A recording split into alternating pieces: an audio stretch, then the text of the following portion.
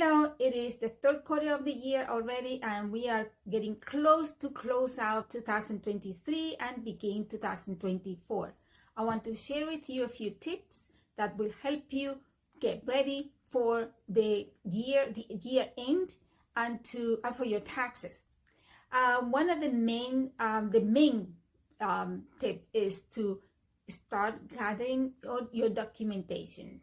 Yes, make a list of all the documents that you know you will need to present to your tax professional. If you're a spa owner, wellness owner, or any other business owner, you will need to have the documents that the accountant or tax professional probably does not have. And those are the 1099 INT, which are interest on investments that the business has made, or dividends on 1099 DIV, dividends on investments, also business investments, or any other type of investments that you might have. You make an interest, dividends, or you also have a 1099K that I spoke about yesterday. When the year is over, you'll be receiving that. But in the meantime, having a list will help you navigate easily through this process. Another advice that I have for you is to take an assessment of your inventory so that you can determine that way what items you want to sell or discard.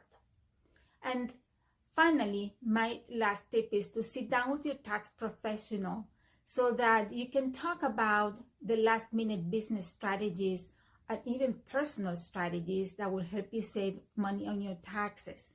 So keep in mind that some of the strategies have to be implemented before the year ends. So today is a good time to start thinking about it. And if you have a good relationship with your accountant, a year-round relationship, you have probably been talking about things that are going to be happening later on. One more tip that I have to provide to you, because I really want to help you, is to, if you have to invest on any equipment for the business, think about doing that before the year ends. Any large purchases. If you are using the cash method of accounting, that item that you purchase, large purchase, it will be deducted within the year 2023 and will lower your taxable income.